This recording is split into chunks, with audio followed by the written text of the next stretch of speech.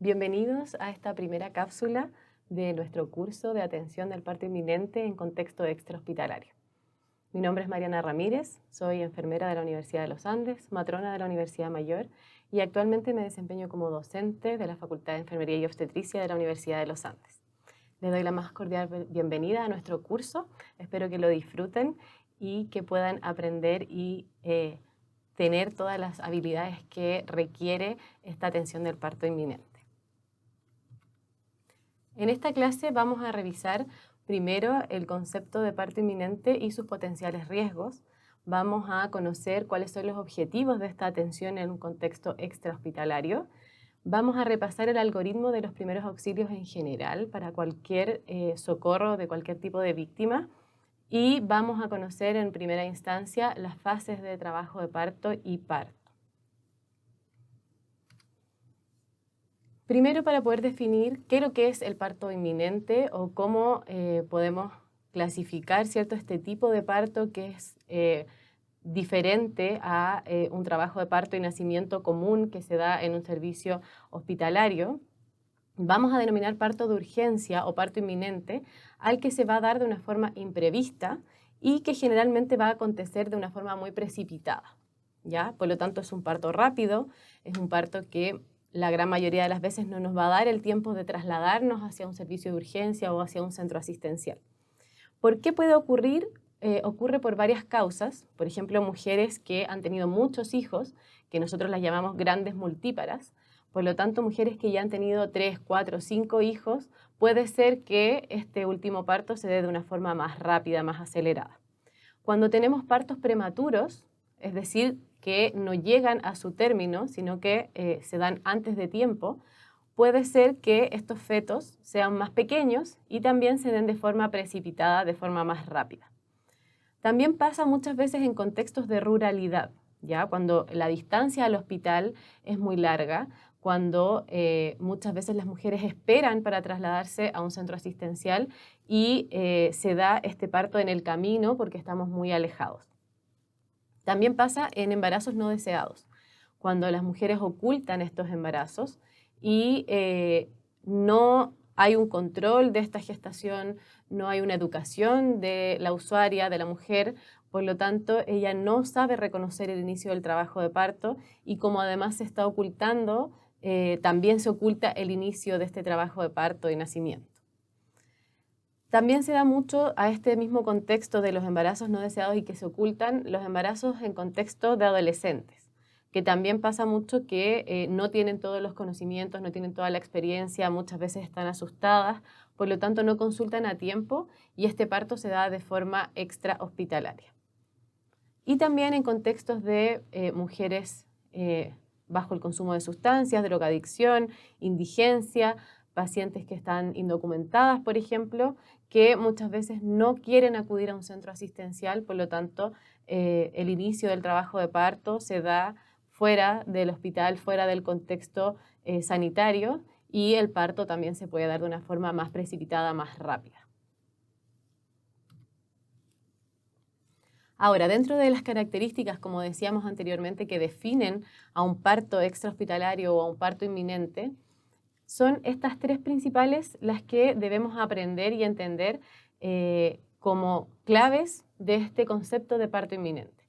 Primero, que se presenta de forma inesperada, ¿ya? No es algo que esté planificado de esa forma. Generalmente es atendido por personal no capacitado, ¿ya? Por los transeúntes, por personas que iban pasando por ahí, por los familiares, etc. Pero no es un parto atendido por personal de salud, básicamente. Y también tenemos otro punto que son las condiciones no adecuadas.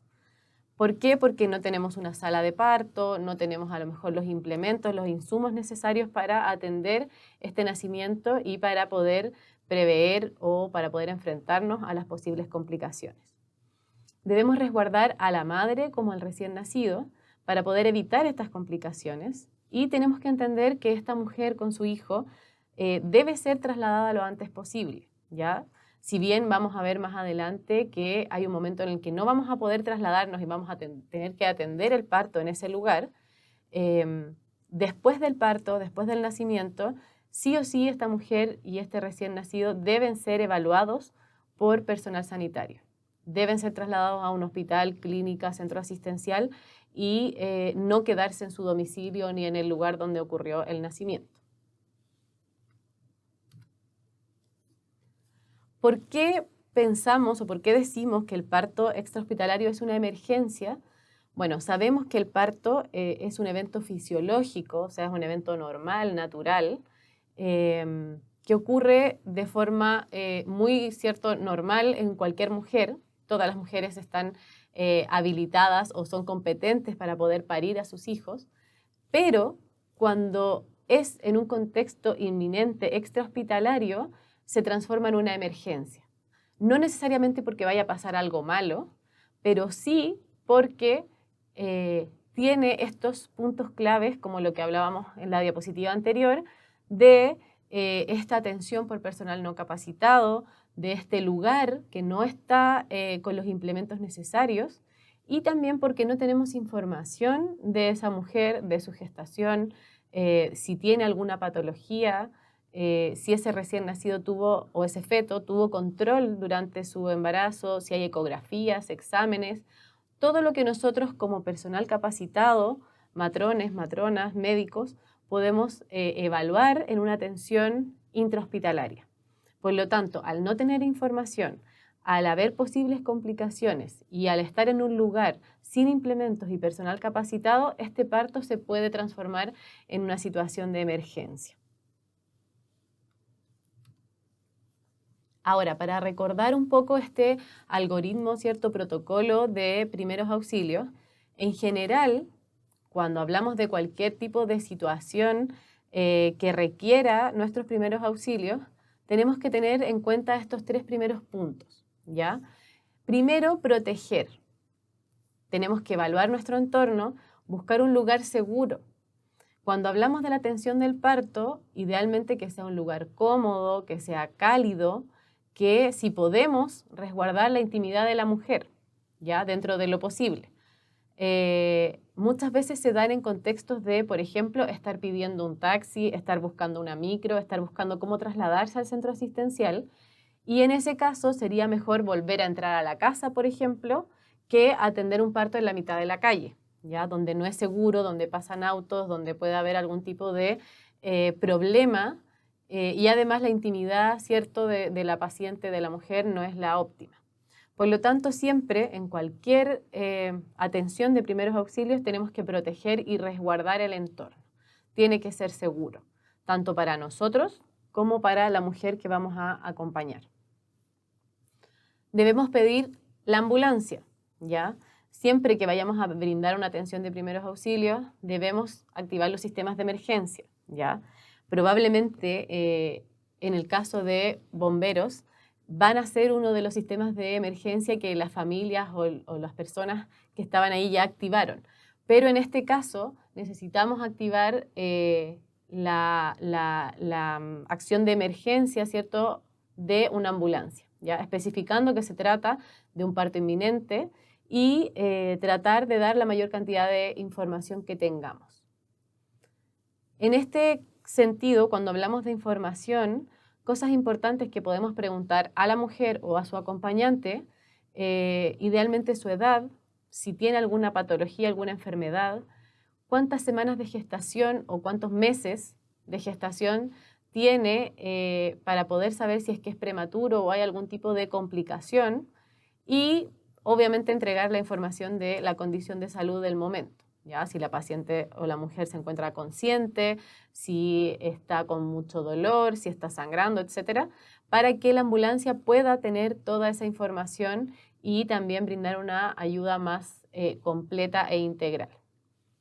Entonces, luego de proteger y evaluar el entorno, avisar, en este caso, a una ambulancia, finalmente, después de que ya tengamos estos dos puntos, vamos a ir al tercer punto, que sería socorrer.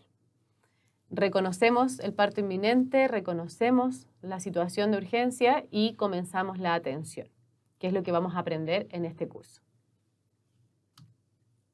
Entonces, a modo de resumen, reconocemos la emergencia, se trata de un parto inminente, evaluamos el escenario, quién está en el lugar, es seguro, qué materiales tengo, con quién más puedo contar para esta atención, procurar una zona segura, un lugar cómodo, cálido, íntimo, si es que se puede, revisar a la víctima o a la mujer en este caso, tranquilizarla, evaluar su estado general, conseguir ayuda, llamar a los números de emergencia, en este caso una ambulancia, y brindar la atención que en el caso de un parto inminente sería el acompañamiento y atención del nacimiento.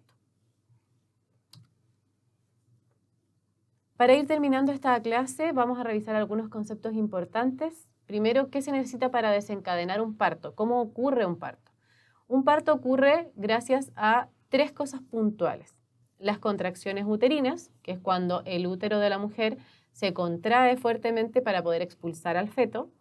Los pujos maternos, que es la fuerza que hace la pared abdominal de la mujer, que va a acompañar a las contracciones, también con la finalidad de expulsar al feto.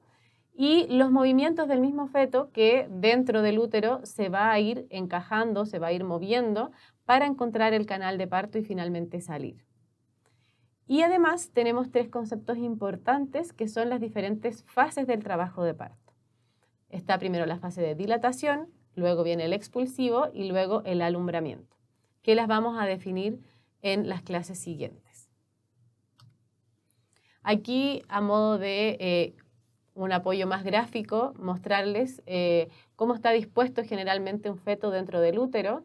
Ahí podemos ver la pelvis materna, que es la parte de hueso, el útero, que hacia abajo se está dilatando, ¿cierto? Se está abriendo, y este fetito que se pone en la mejor posición se acomoda para poder ir saliendo y atravesando el canal de parto. Esto lo vamos a retomar en las clases siguientes, pero a modo de introducción, contarles que la dilatación o la primera fase del trabajo de parto ocurre en muchas horas, es muy larga, ¿ya? No tiene una duración establecida, fija, y se reconoce desde el inicio de las contracciones hasta los 10 centímetros de dilatación y el borramiento completo del cuello del útero. El expulsivo, que es la segunda fase del trabajo de parto, se dice que dura entre 30 a 90 minutos según la evidencia científica. También es una duración variable, no es estricto, y va desde los 10 centímetros de dilatación hasta que se expulsa por completo el feto. Y el alumbramiento, que es la última etapa del trabajo de parto, que puede durar aproximadamente 30 minutos. Y es cuando salen las membranas ovulares y la placenta, después de que ya haya salido el feto. Esto lo vamos a abordar un poco más en detalle en las clases siguientes para que podamos comprender mejor estas fases y cómo acompañarlas.